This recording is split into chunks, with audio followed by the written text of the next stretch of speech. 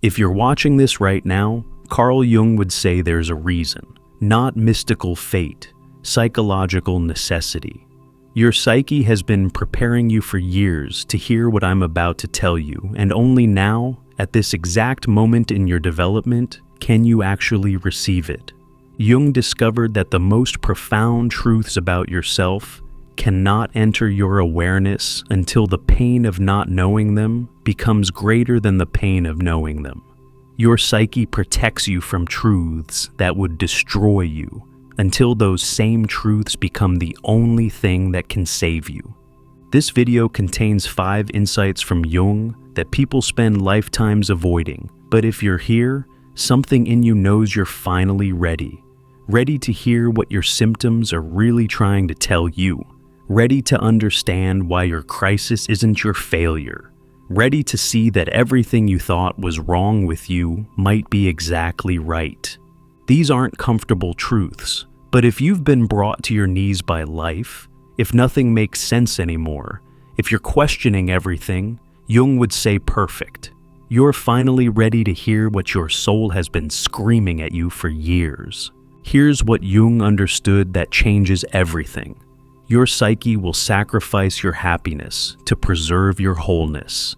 It will create crisis, manifest symptoms, destroy your life if necessary, not to punish you, but to force you toward truths you're avoiding. Most people experience this as bad luck, mental illness, or repeated failures. Jung saw it differently. Your depression isn't random brain chemistry. Your anxiety isn't irrational. Your relationship patterns aren't coincidence. Your career crisis isn't just bad timing. They're orchestrated by your unconscious, the part of you that knows what you need to become whole and will sabotage anything that prevents it. Your psyche is speaking through your symptoms, and the message is always the same. You're living the wrong life. Not wrong morally, wrong psychologically. You're living from your persona instead of yourself. You're avoiding your shadow instead of integrating it. You're serving collective expectations instead of individual truth. And your unconscious will keep creating crisis until you listen. Jung experienced this firsthand. His break with Freud, his descent into what looked like psychosis, his years of isolation. These weren't accidents. His psyche was forcing him to abandon the persona of successful psychiatrist and discover his authentic self.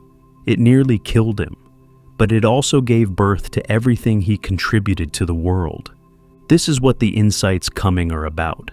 The truths your unconscious has been trying to tell you through your pain, your failures, your symptoms, and why you're only now ready to hear them. Jung's most radical insight.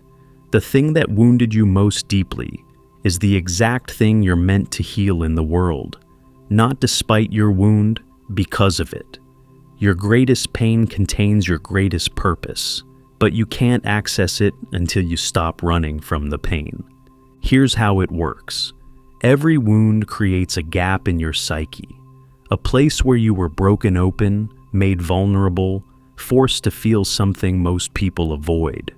That gap is excruciating. Most people spend their entire lives trying to close it, heal it, transcend it, pretend it doesn't exist. But Jung discovered the gap is actually a portal. The wound opened you to a dimension of reality others can't access. You can feel pain others are numb to. You can see suffering others avoid. You can hold truth others can't tolerate.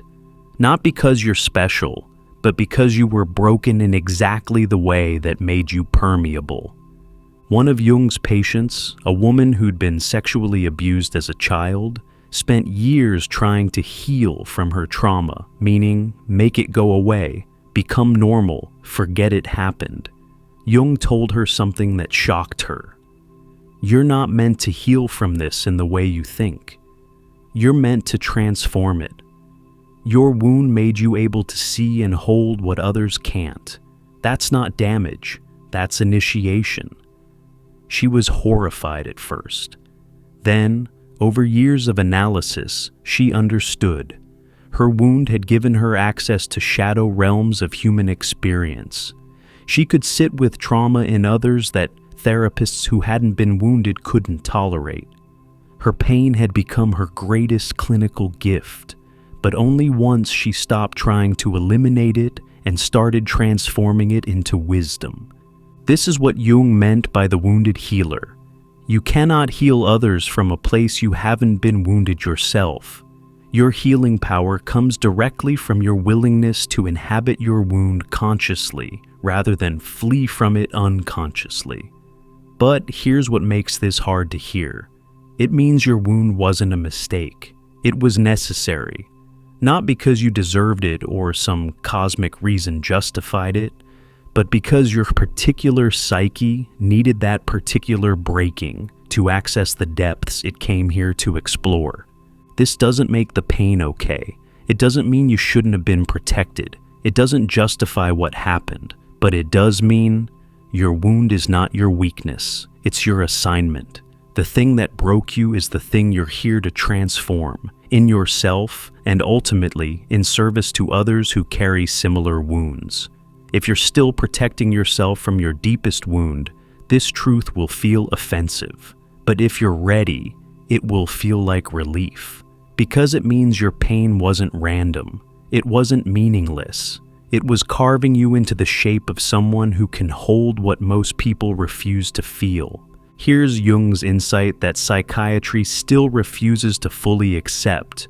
Your depression, anxiety, addiction, compulsions, they're not diseases to eliminate. They're messages from your unconscious trying to stop you from living a false life. Every symptom is an attempted cure. Your depression is your psyche trying to slow you down because you're moving in the wrong direction.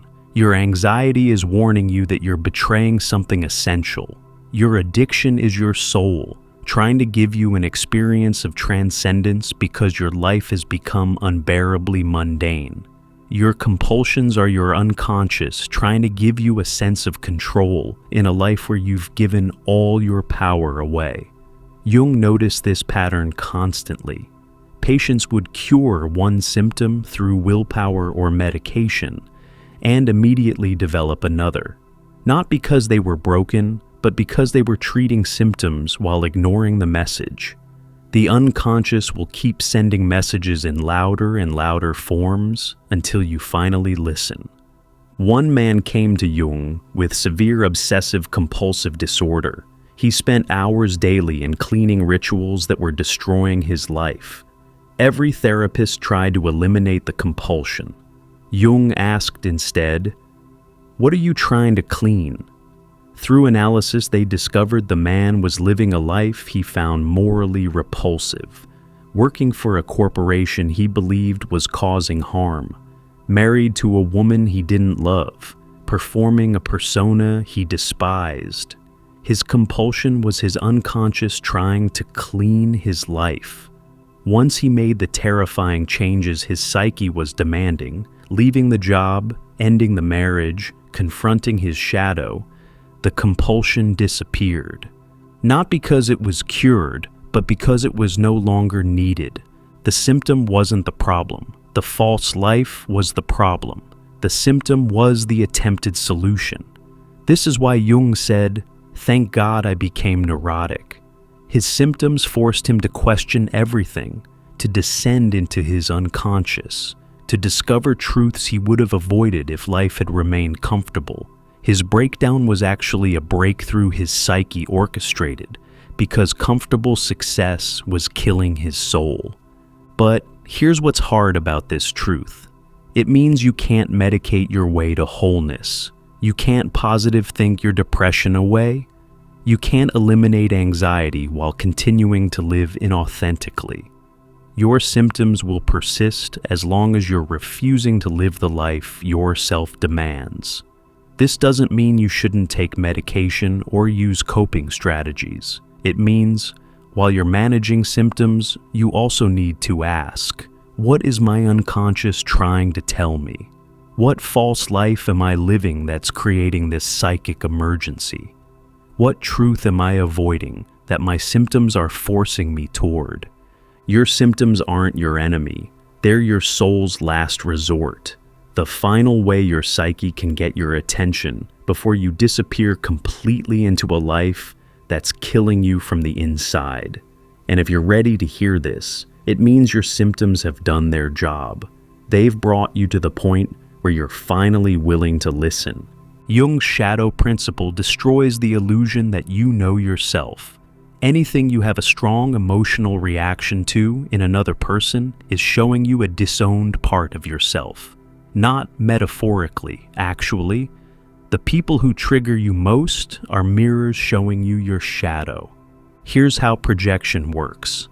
Every quality you've rejected in yourself, every trait you've deemed unacceptable, every feeling you've repressed, every desire you've denied, gets projected onto others. Then you react with disgust, rage, judgment, or obsession.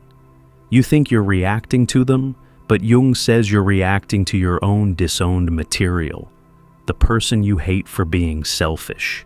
You've rejected your own healthy selfishness, and now you're drowning in resentment. The person who triggers you with their arrogance.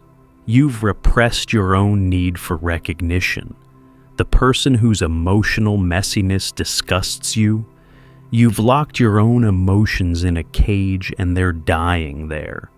Jung had a patient, a woman who ranted endlessly about people who were fake, performative, not authentic.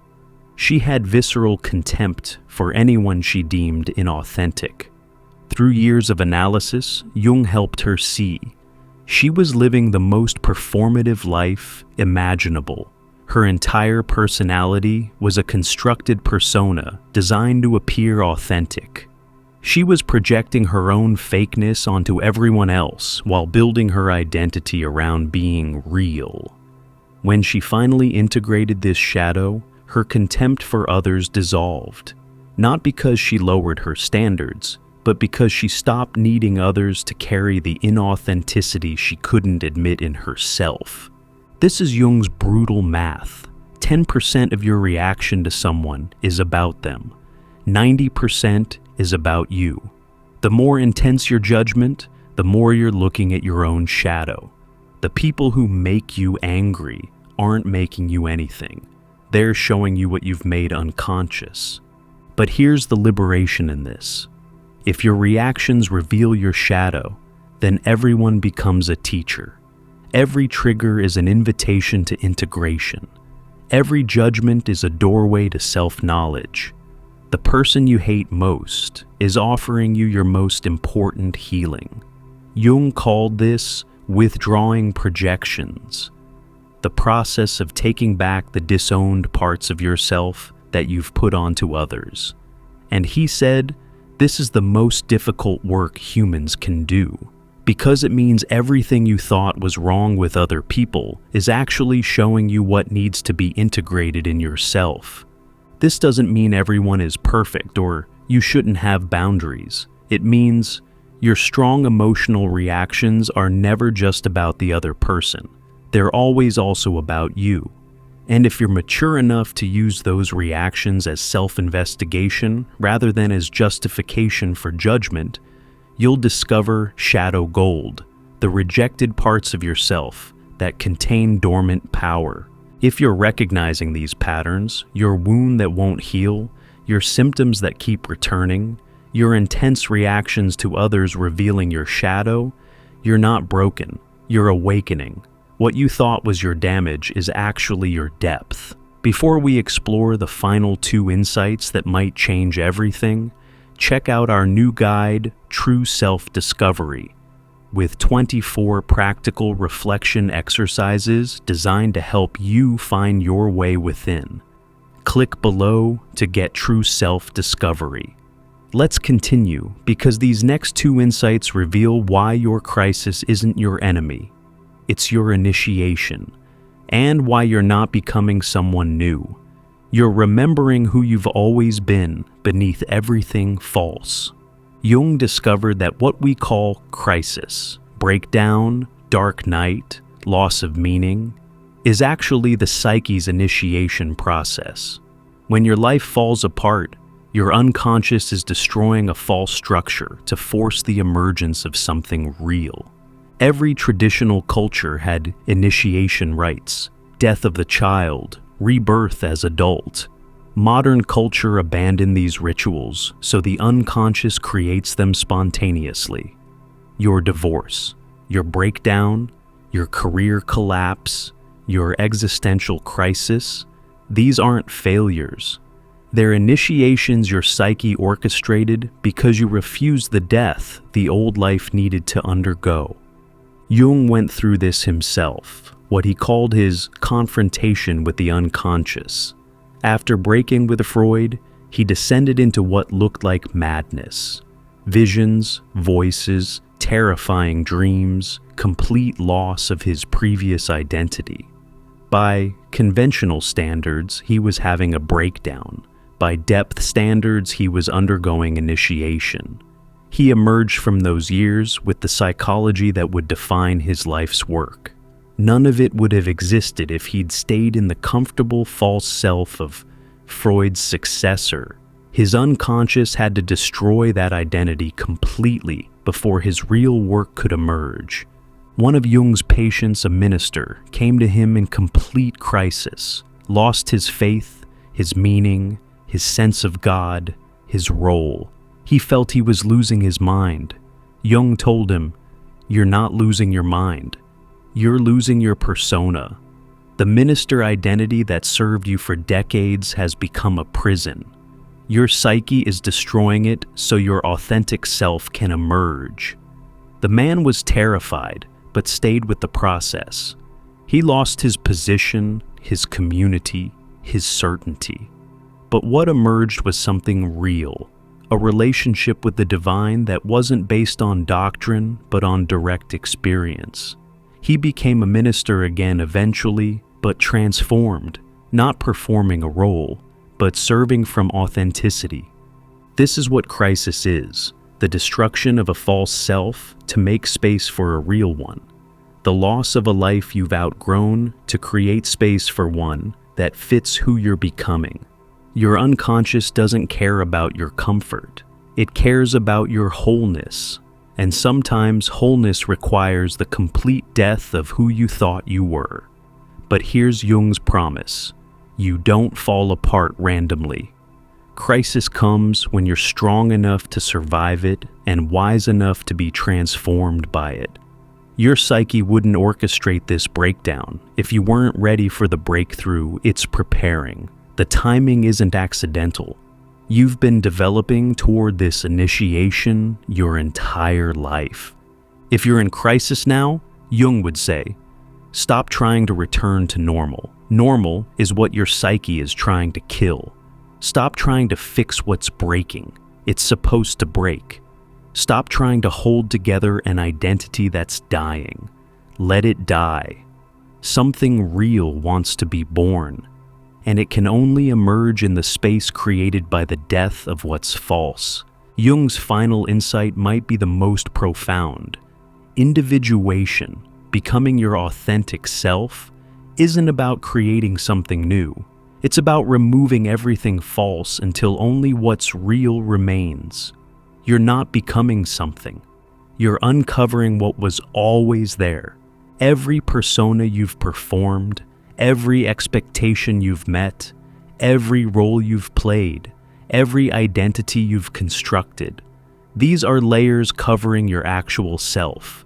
Individuation is the process of stripping them away, not to become someone, but to reveal who you've always been beneath the construction.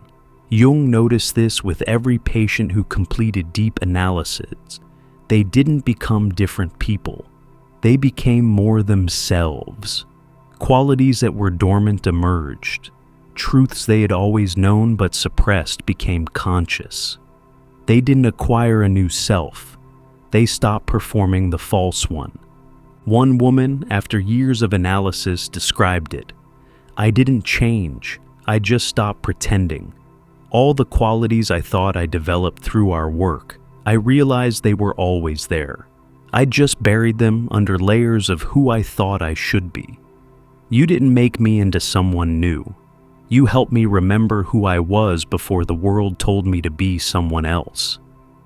This is why Jung said, I am not what happened to me. I am what I choose to become. Not become in the sense of creating something new, but become in the sense of allowing what's already there to emerge. Choosing authenticity over performance, choosing self over persona. But here's what makes this both beautiful and terrifying. It means you already are what you're seeking. The wisdom you're chasing is already in you. The authenticity you long for is your actual nature. The wholeness you're working toward is your original state. You're not climbing towards something. You're digging down to what's been buried. This is why spiritual seeking can become another form of avoidance. You're looking for yourself everywhere, except where you actually are. You're trying to become enlightened, instead of recognizing you're just performing being unconscious. You're seeking your higher self, while abandoning your actual self. Jung's invitation is simpler and harder than transformation.